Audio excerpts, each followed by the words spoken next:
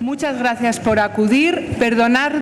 Thank you for joining us. Thank you for being here. We're in a little bit of a hurry. Victoria is in a particular hurry because she would miss a plane otherwise. So I shall give the floor to the President of the Council General of Lawyers in Spain, Victoria Ortega Benito. Thank you very much, Gloria. Thank you and welcome to all of you, women and also a few men. And, well, 3 years have gone by since February 2016 when I had the opportunity to attend the first meeting organised by the Spanish Association of Women Judges. I remember that very clearly. I remember it because, well, the association was being constituted, and for me it was my first speech as the president of the lawyer's profession. And the things that happen to us at the start of a project really leave a mark on us. They're hard to forget. I remember that day very clearly. I remember, because I liked it, how attractive the association appeared to me and what it was going to do. This association of women's judges fighting for equality, they were extending their activity to defend the rest of human rights in addition to what they do in their everyday profession. I was able to see how the problem and its origins were identified in the title, which said there's no justice without equality. And, well, this word equality really stuck in my mind. That's the key to this debate. We talk about rights, desires, battle, obligation, claims, equality in all areas of life, on the streets, in the public authorities, private entities, at home, in institutions, in company, in our language, of course, at school, in the parliament, in our intimate relations. Equality is, unfortunately, a fragile word on many occasions. Eduardo Galeano indicated that humanity is flying in a tilted way with a broken wing. This is a metaphor that really describes the problem that we have on a planet that ignores its, well, half of its population. This conference on this occasion has continued talking about equality through the gender perspective. Basically, looking at how to understand and interpret laws and apply them. Here we're talking about jurisdiction, and the cross-cutting approach really appealed to me in this event, bringing together different aspects of the administration of justice with other professions, including lawyers. In legal practice, we are working to achieve justice for and between equals. We want to achieve this as quickly as possible. The International Monetary Fund talks about the need for a century in order to eliminate the gap between the genders, and we are not willing to allow that. It's quite contrary to the existence of democratic states.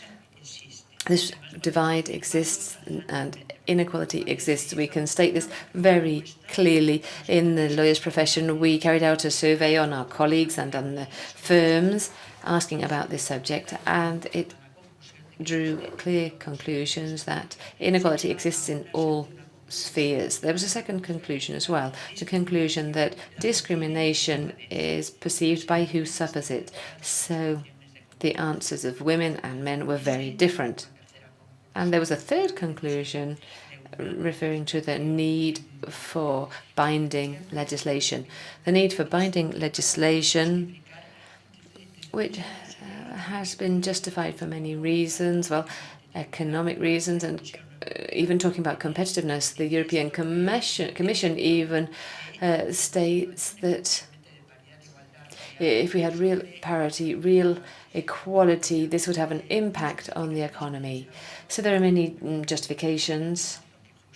And you could ask, why do we need to justify it so much? We have to justify that it's profitable, but we should perhaps think about the rest of things are profitable. But anyway, we shan't go into that right now. In this survey, however, we did reach a clear conclusion that ultimately what we're talking about is a matter regarding strict social justice. And that's what we're talking about. The real situation is one of inequality in companies. We've seen that in companies are standing below the average, 23%. The IBEX, the stock exchange, has fallen. I mean, the lawyers' profession, we have 18%. It's true that I am the president, but it's just 18%. And this is true in justice, although women in general are the majority in the legal system, in the justice system. So we're talking about a structural problem inherited from the past with inertia. And if it's a structural problem, we have to find, obviously, a structural solution,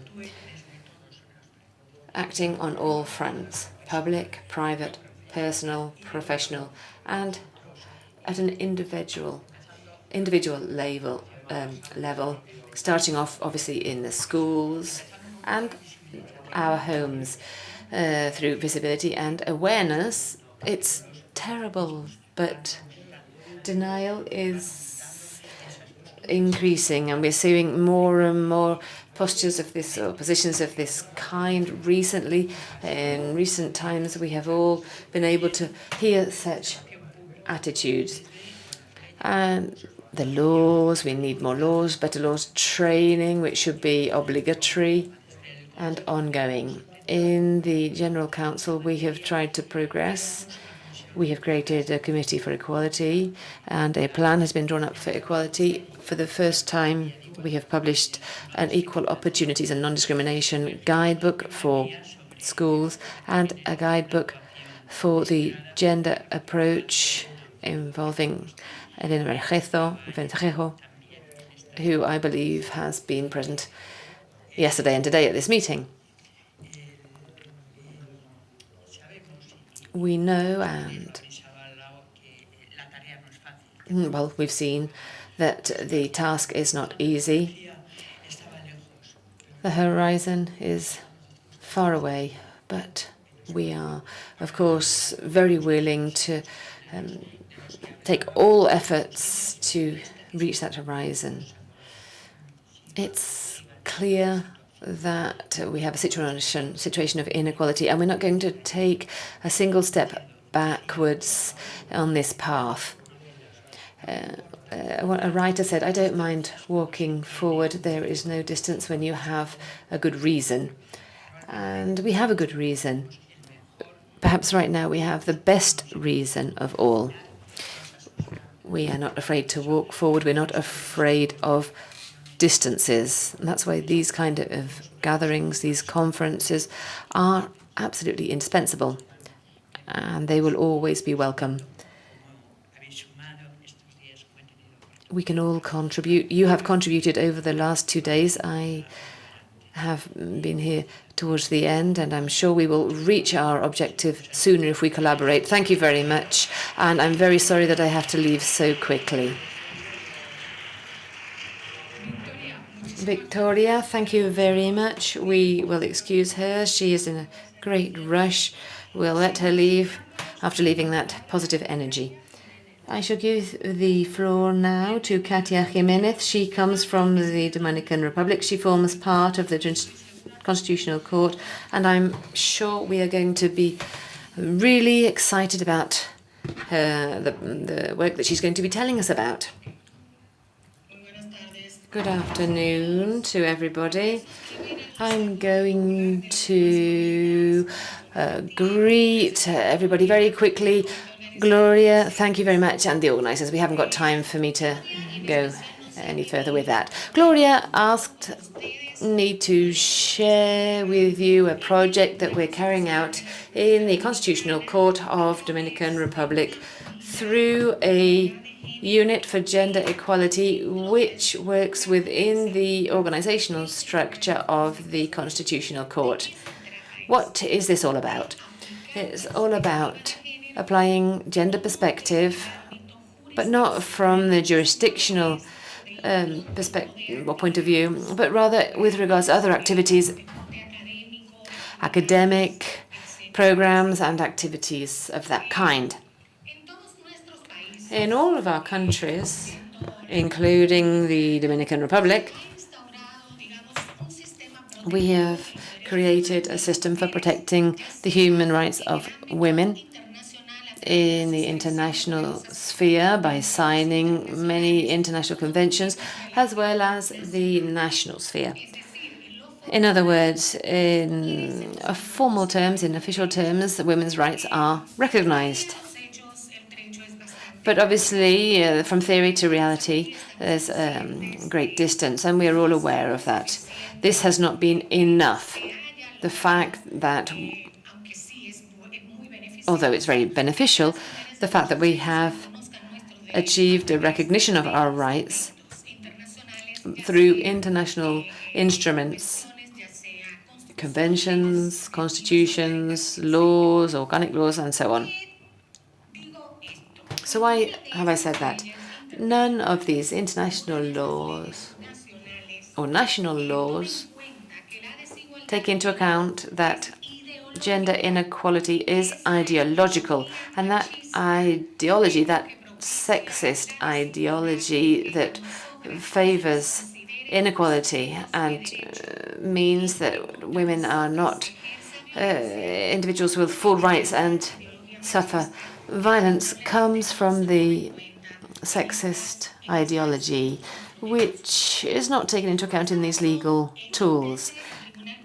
And that's why the Constitutional Court of the 13 judges, there are only 3 women, we three have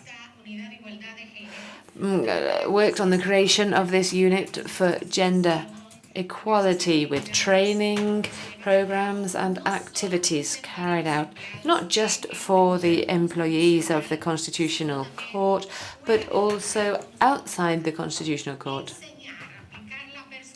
to train, to educate, and to train in gender perspective, to create new masculinity in a positive way, to apply masculinity in a positive way. This is what we are also doing in this gender unit, that 3 female judges and 2 male judges from the Constitutional Court are working on, together with a technical coordinator.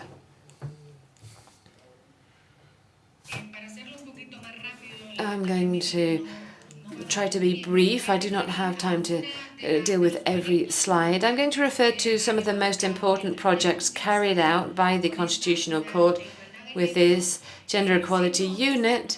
If I'm honest, this is not the first gender equality unit. The Judiciary Power and the Superior Electoral Court had already created, well, this kind of unit, and we have increased paternity leave to 5 days. In the past, it was just 2 days, because it was understood, or it has been understood, that the care of children corresponds both to the fathers and the mothers. This was agreed upon by the judges, and it has been applied in the Constitutional Court. So the employees, when they have a baby, they have 5 days, which is going to be extended to 10 days. That's already on our agenda. This is something we consider very important. We've also managed to achieve the creation of a breastfeeding room in the offices of the Constitutional Court. This is an achievement of the Gender Equality Committee. This is going to be in place very soon because the installations have almost been completed. If we talk about training through the Gender Equality Unit, we have carried out many training courses, and we always record them in a publication. We always do it that way. For example, what we can see on the screen, we can see these dates, the 25th and 26th of October. This was a course on gender as a cross-cutting issue in constitutional law. This training was provided to the professionals in the Constitutional Court in order to increase their awareness of the cross-cutting nature of gender issues or gender mainstreaming. We have understood that journalists are very important because through different media channels they reach people, and they are important in order to convey the message that we wish to convey. We have carried out international workshops on journalism with gender perspective. We have had 2 courses, and in July we are going to carry out the 3rd workshop. They have been a great success. As a result of that workshop, we have produced these guidelines for informing with a gender perspective. The magistrates, well, we have distributed this to the newspapers in our country. We have done that personally, and we have had interviews with the heads, the people in charge of these media companies, television, radio, etc. And so we have reached the full territory. Here we have some photographs of those activities and the workshop about informing with a gender perspective. Here we have the first international visit carried out. A delegation from the International Association of Women Judges visited the Committee for Gender Equality, and in June we are hoping to organize a workshop on people trafficking in the Dominican Republic, for which the Committee on Gender Equality will collaborate. This committee, together with the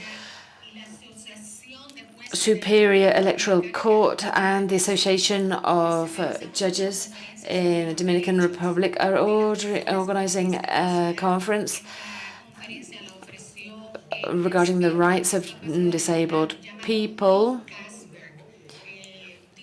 Nils Kasberg is an expert who will be involved in that, and within the unit, there are certain issues we consider to be particularly important because we're talking about vulnerable groups. Another activity, and this will be the last one I'm going to mention because of the limitations of time, is the International Day on Positive Masculinity. This is the most recent training activity carried out by the Gender Equality Unit within the Constitutional Court. It was in March of this year. It was led by the expert anthropologist from Spain, Ritzar Basete González. He gave a workshop not just to the employees of the Constitutional Court, but also to members of the public who chose to attend. And staff from the Constitutional Court was trained in order to become multipliers of these days for positive masculinity, and this is extending this training throughout the Dominican Republic. I shall finish with that. Thank you very much for your attention.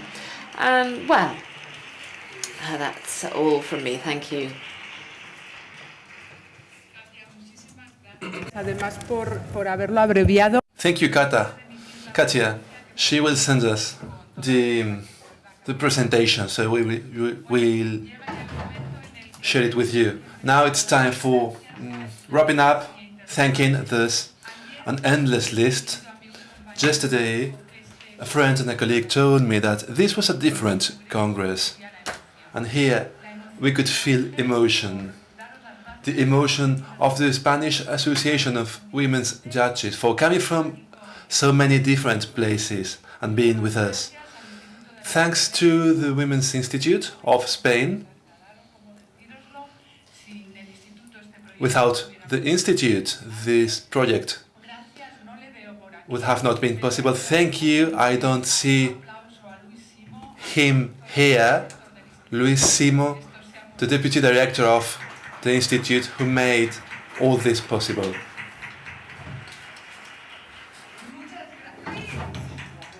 There you are.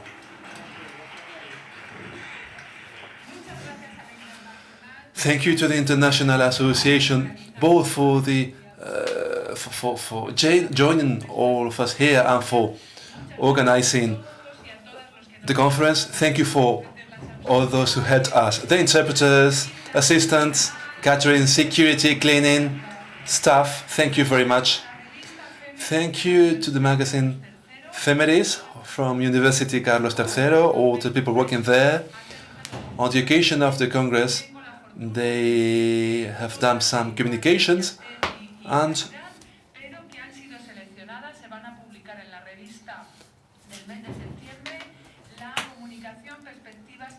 the presentation, Theoretical Perspective on Violence Against Women by Inés Montero will be published.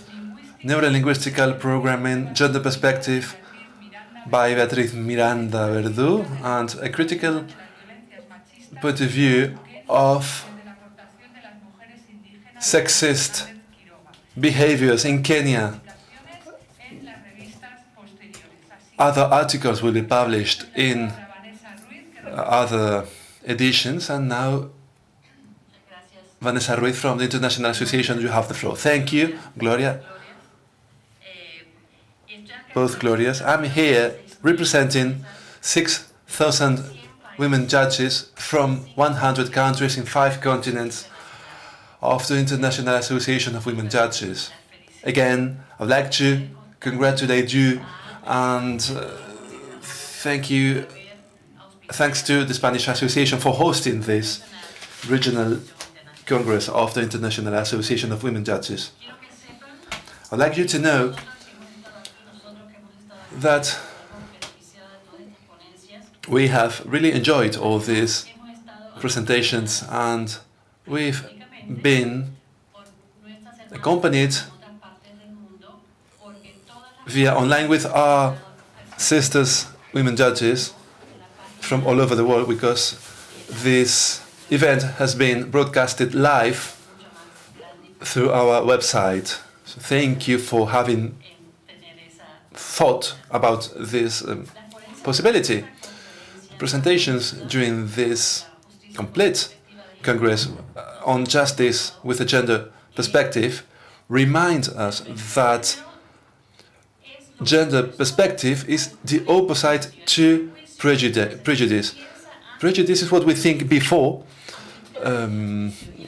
applying our judgment. There can be no judgment without a good gender perspective. And this brings me to what we listened the first day before beginning the Congress, where the mayor of Madrid hosted us. She was also a judge during 30 years. She talked about the 2 skills that a judge must have. The judge must be able to listen and must judge understanding. Judge with understanding. So we did what she told us at the beginning.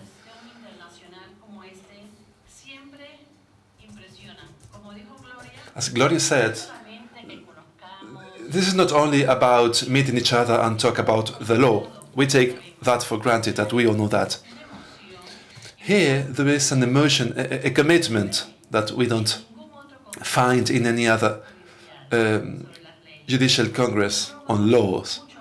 We go far beyond because we commit ourselves to equal justice. We support each other. We acknowledge our successes and we applaud them. We imagine a different universe where we are living in and we try to make it real. I want to especially thank the members of this last panel, which was difficult to listen to because these were very sad topics they presented to us. Thank you, Radha, Rauba, Saida, Jawer, and Mina for showing us these serious problems, but also for saying which are some of the solutions we can bring forward. For instance, those shelter homes, legal protection mechanisms, social support. I think we also have to give an answer to the demand from our Libyan colleague. We have to support the women from her country. I would like her to tell us more specifically how we can help you and assist you, because that's the reason why we're here. That's the reason why we exist, and we help each other and we support each other.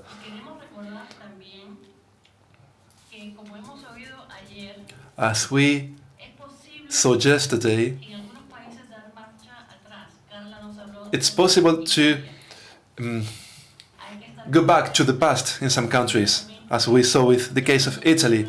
We have to be alert. We must try to progress with a gender perspective, but we have to be aware, to be alert of the challenges we face. We see that in many parts and places all over the world. As Susana said, we are a powerful strength, and we have to make use of it.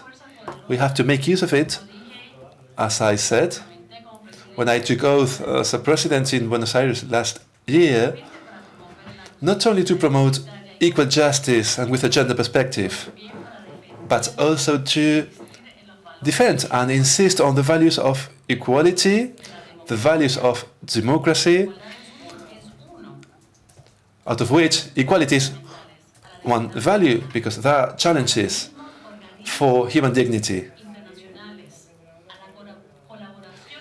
We must find international cooperation, everything that made possible all the conventions that we are implementing now. In this region, in different countries, there are evil forces that undermine those fundamental values. So we have to be alert, attentive. Even in my country, the United States, we find challenges that we never thought we would have to face in 2019. So let's be alert and ready to defend those fundamental values.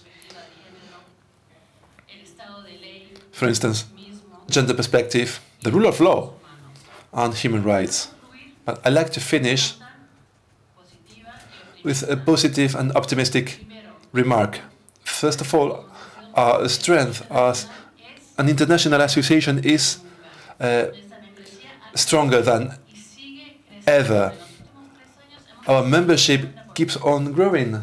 In the last few years, it's increased by 50%. We have 51 national associations who are members of the International Association of Women Judges.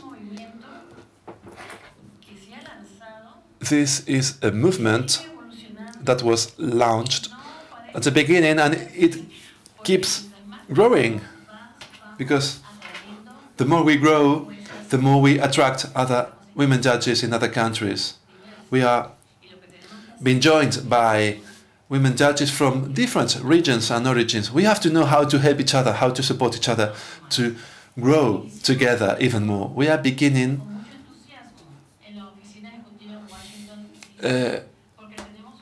very exciting times, because we have a new executive director in Washington, D.C., Shona Wilson. We chose her after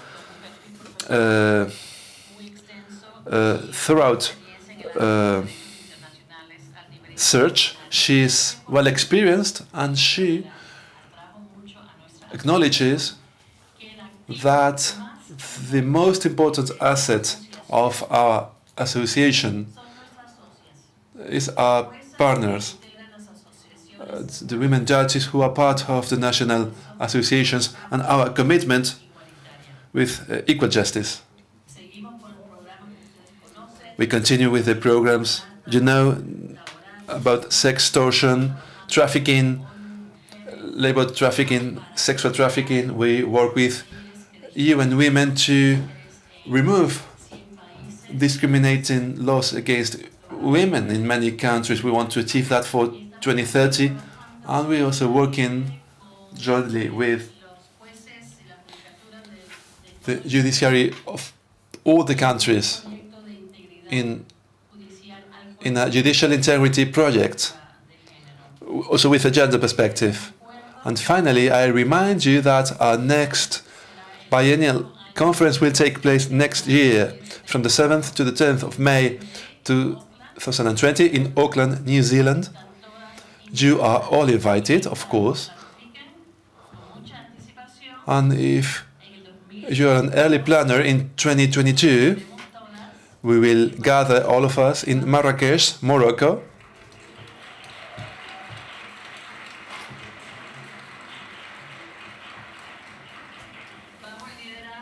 Under the leadership of Mina Sugratic and with the support of the Judge President of the Supreme Court of Morocco. Thank you very much for being here.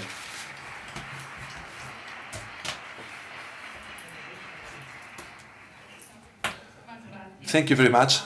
And now with us, Rocío Rodríguez. Without her, without the Institute, we wouldn't have him here, so it's a pleasure for me to introduce her to you. Thank you, Rocío. Well, I have to close the Congress. I guess you're tired, so I'll try to say just that it's been an honor to host this Congress and close it. The first Congress on Justice with a Gender Perspective. We are excited to have done it with the Women Judge Association. When they proposed it to us, we were aware of the challenge. We accepted it, knowing that it was difficult, but the effort worth it. We hope that you felt well hosted, that you could express freely here, and that today we are more wisdom than yesterday. So to close, I'd like to say only two things. We know that these congresses, these meeting places, are one of the measures to move forward, to share our experiences, and to keep on agreeing on concepts, criteria, and advancing in the way of equality. We have to be part of this kind of events. I'd like to tell you that from the Women's Institute, we will keep participating, promoting these activities, because this reflection and dialogue spaces from feminism are something we want to do, because we get very good results. So thank you for your participation, for your work, and I hereby close this International Congress. Thank you very much.